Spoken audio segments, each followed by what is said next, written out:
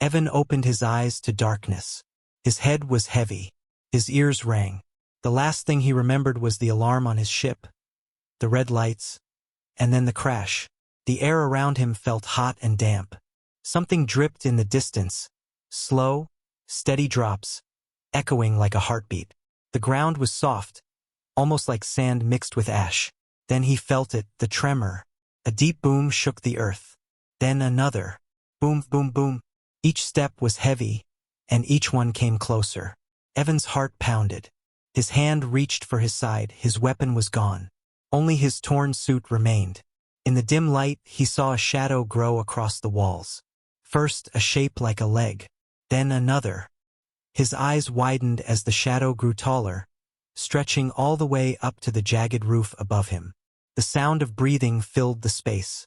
Not normal breathing, this was deep, slow, and strong enough to make his chest vibrate. A figure stepped into the faint glow. It was a woman. No, not a woman like him. She was giant. Her head almost touched the cavern roof. Her hair was long and dark, hanging like ropes over her shoulders. Her eyes shone like two small suns in the gloom. Her mouth opened slightly as she breathed, and that's when Evan saw them. Sharp, white teeth, long and pointed. Predator teeth. Evan froze. His breath caught in his throat. Every instinct screamed at him to run, but his legs wouldn't move.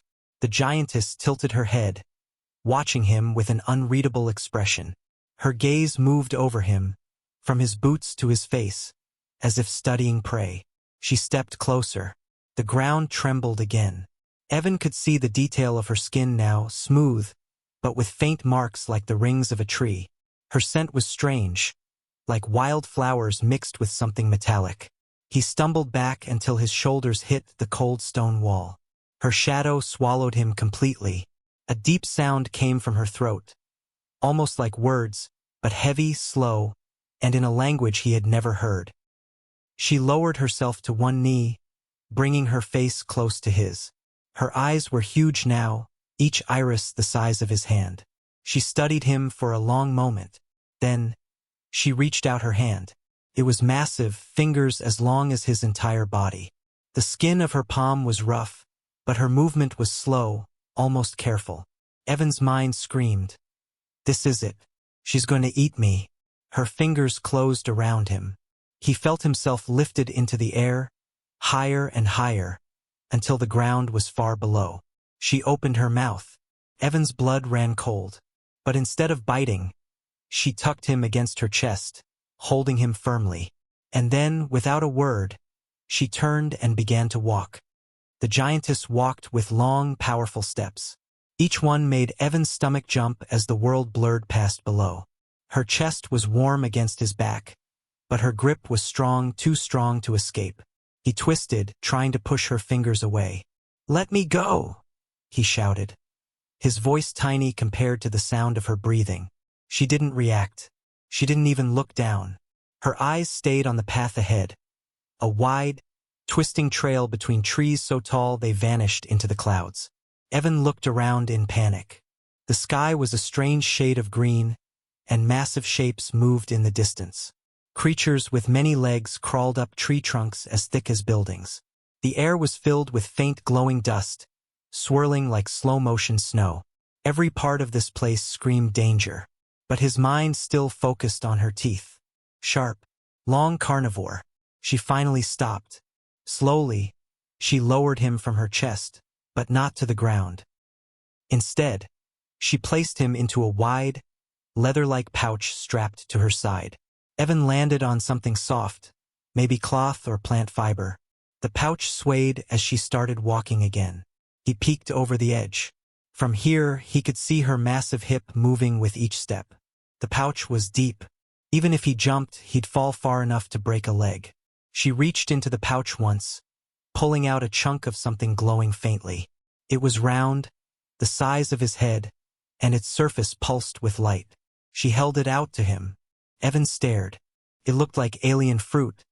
But what if it was poisonous? What if she wanted to fatten him up before eating him?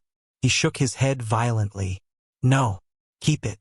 She tilted her head, clearly puzzled, then took a huge bite herself.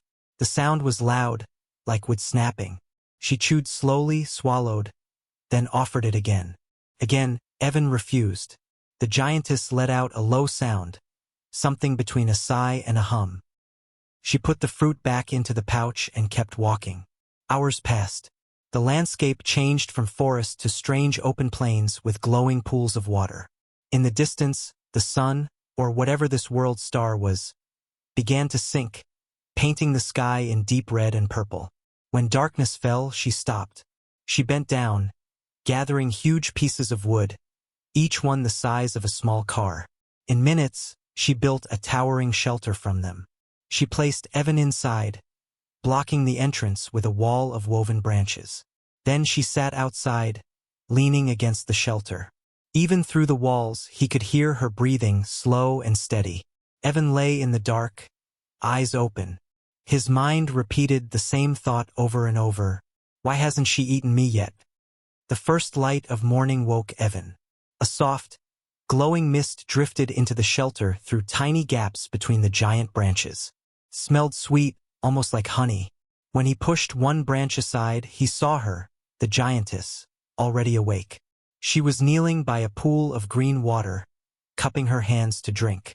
Her reflection rippled in the water, making her face look even stranger, almost unreal. When she saw him peeking out, she gave a small nod. Then, without a word, she pulled away the wall of branches and lifted him gently from the shelter. The world looked different in daylight.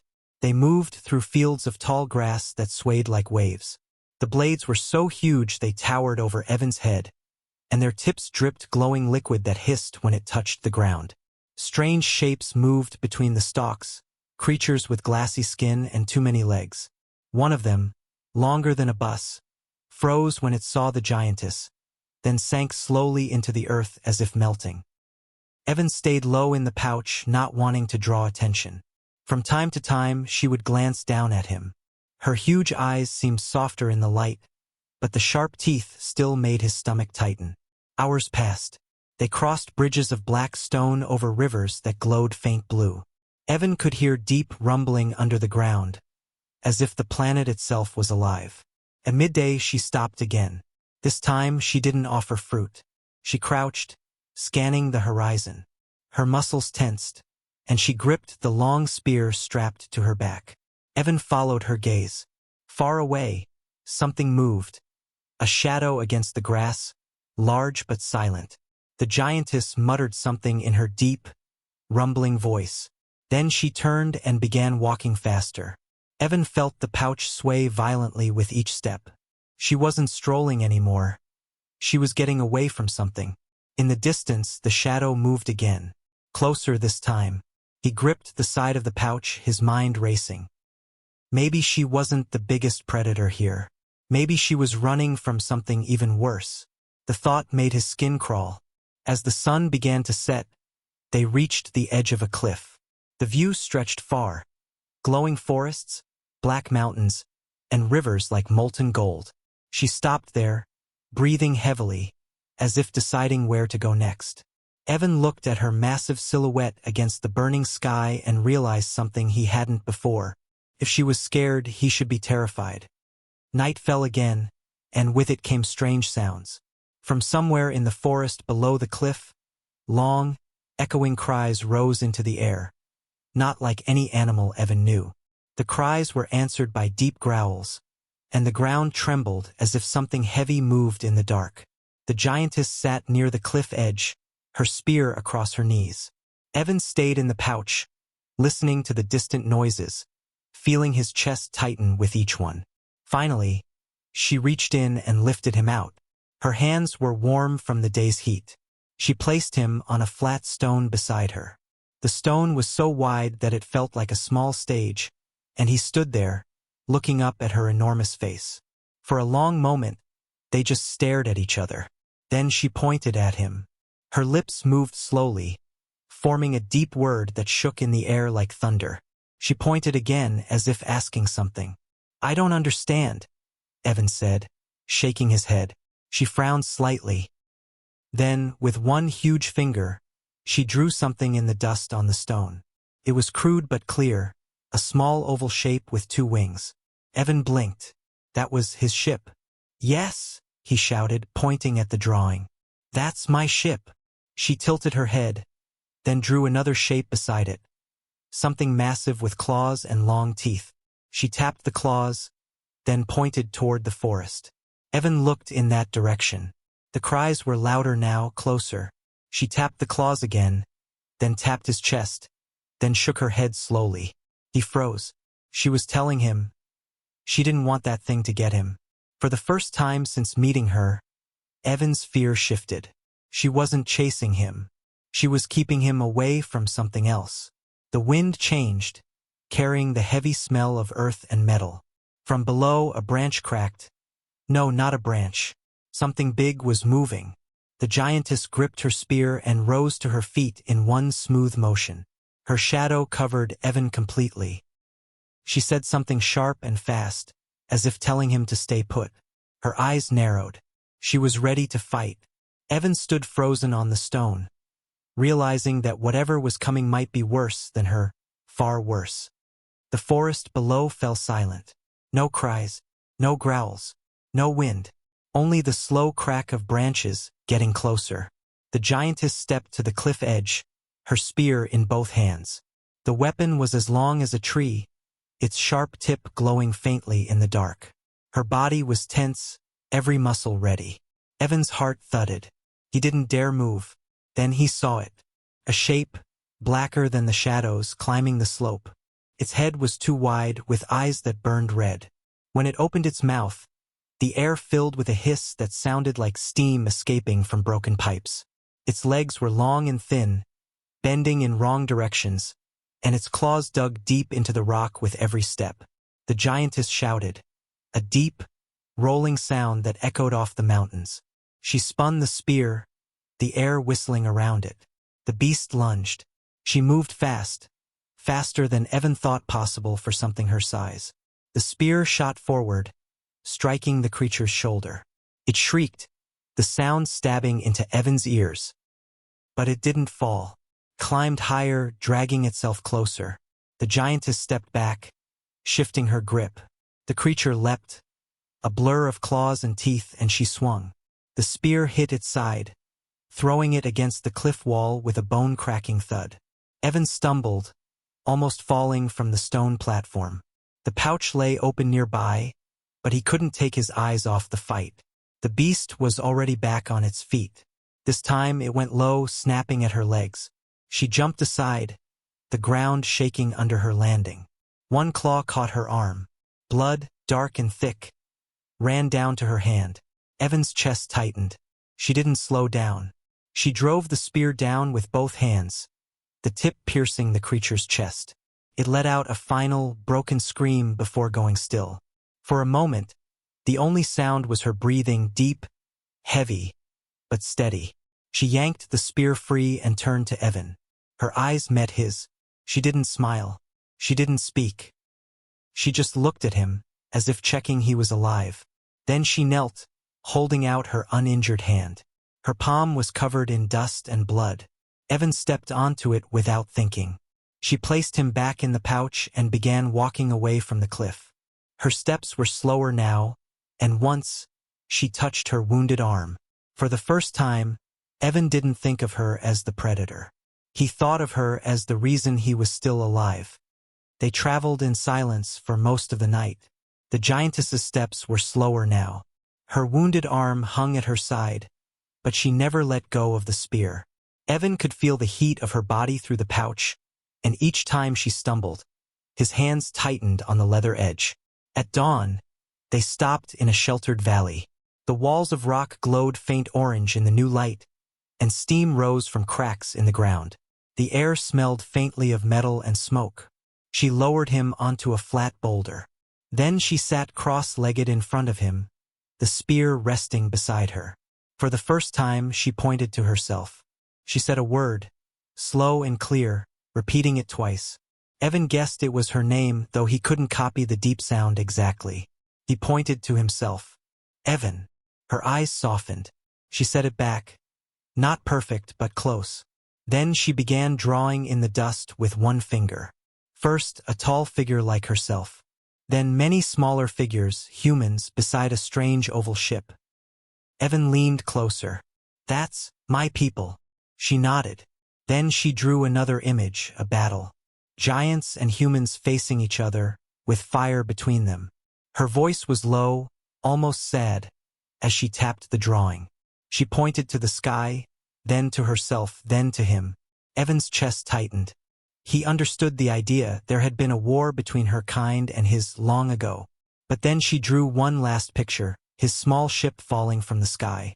She tapped it, then tapped him, then tapped her own chest. "You saw me crash," Evan said slowly. "And you came for me." She gave a single nod. His throat felt dry. He thought about all the times he tried to escape her, all the times he thought she'd eat him. And all along, she had been keeping him away from things worse than her. Still, he couldn't stop thinking about her teeth. Evan pointed to them. "Why like that?" For the first time she smiled. A real smile. Then she reached into the pouch and pulled out a chunk of that glowing fruit. She bit into it, the sharp teeth cutting through the hard skin with ease. Evan laughed softly, shaking his head. "For fruit? Not for me." The giantess said something that might have been agreement. But as she handed the glowing fruit to him this time, her eyes lingered a little too long. And for a second, he wondered if there was still something she wasn't telling him. 2 days later, they reached the crash site. Evan's ship lay broken across the rocks. The hull split open like the shell of some dead insect. The beacon light still blinked, weak, but alive. The giantess set him down on the ground. For a moment, neither spoke. She looked at the wreck, then at the sky, as if expecting something. An hour later, the sound came, a low hum, growing louder. Evan looked up and saw the silver shape of a rescue ship cutting through the clouds. His heart leapt. He turned to her. "You can meet them. They'll help you." But she shook her head. She stepped back toward the trees, her massive form half hidden in shadow. Her eyes stayed on him. The rescue ship landed with a hiss of steam. 2 humans in suits ran toward him, calling his name. Evan turned one last time. "Thank you," he said. Even though he knew she couldn't understand the words, the giantess reached into her pouch and pulled out the glowing fruit. She held it out, her hand steady. Evan hesitated, then took it. She gave a single nod and disappeared into the forest without a sound. The rescue crew pulled him aboard. As the ship rose into the air, Evan watched the forest below, half hoping to see her again. When they were far above the planet, he finally looked at the fruit in his hands. It still pulsed faintly with light. He took a bite. The taste was sweet, almost electric. The glow spread from his tongue to his throat, and for a moment, his vision sharpened. Colors deepened. The hum of the ship's engines sounded slower. Then the rescue pilot's voice came over the intercom. "You all right, Evan? You look different." Evan stared at his reflection in the window. His pupils were larger. His skin had a faint shimmer under the light. He swallowed the rest of the fruit, a strange warmth filling his chest. Far below, in the deep forest, the giantess stopped walking. She looked toward the sky, as if she knew, and she smiled.